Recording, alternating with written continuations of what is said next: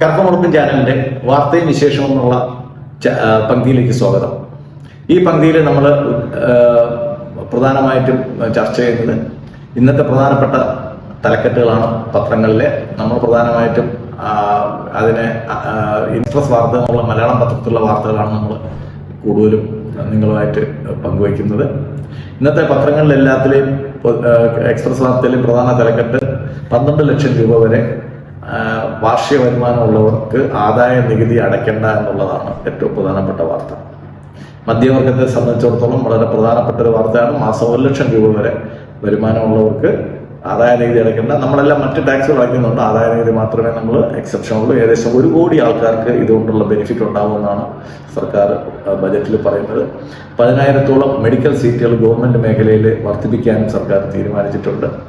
അടുത്ത പ്രധാനപ്പെട്ട വാർത്ത കേരളത്തിലേക്ക് വരുമ്പോഴത്തേക്ക് RCCയുടെ സൗജന്യ ക്യാൻസർ നിർണയ ക്യാമ്പ് നടക്കുകയാണ്. ഈ ഫെബ്രുവരി മാസം 4-ാം തീയതി തൊട്ട് അടുത്ത മാസം 8-ാം തീയതി വരെ, മാർച്ച് 8-ാം തീയതി വരെ നടക്കുകയാണ്.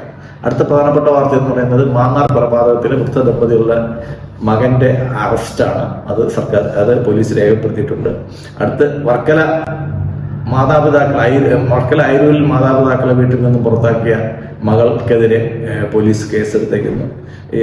പ്രധാനമായിട്ടും ഈ വൃദ്ധരായിട്ടുള്ള മാതാപിതാക്കളെ രക്ഷിക്കാത്ത മക്കളുടെ എണ്ണവും അത് സംബന്ധിച്ചുള്ള കേസ് നടപടികളൊക്കെ വളരെ കൂടി വരുന്ന ഒരു സമയമാണ് കേരളത്തിൽ. അടുത്ത് ആലപ്പുഴയിൽ നമ്മളെല്ലാവരും ദാരുണമായിട്ട് നടക്കിയ ഒരു അപകടത്തിലോട്ട് വരികയാണ്. 1-ാം വർഷ മെഡിക്കൽ കോളേജ് വിദ്യാർത്ഥികളായ വണ്ടാനം മെഡിക്കൽ കോളേജിലെ 1-ാം വർഷ വിദ്യാർത്ഥികളായ 5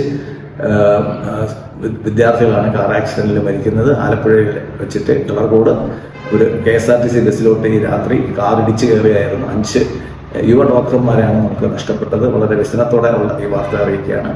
അടുത്ത് കാനഡയ്ക്കും മെക്സിക്കോയ്ക്കും ട്രംപിന്റെ വക ഇരുട്ടടിയാണ്. 25% അധിക നികുതി കൊടുത്തിരിക്കുന്നു. ചൈനയ്ക്ക് 10%. ഇത് നമ്മളെല്ലാവരും പ്രതീക്ഷിച്ചതാണ്. അടുത്ത് ഇന്നത്തെ ദിവസത്തിന്റെ പ്രത്യേകത കൽപ്പന ചൗളയുടെ ആക്സിഡന്റ് നടന്നിട്ട്, അതായത് ബഹിരാകാശത്തുള്ള ആക്സിഡന്റ് നടന്നിട്ട് ഇന്ന് 22 വർഷമാകുന്നു. നന്ദി, നമസ്കാരം.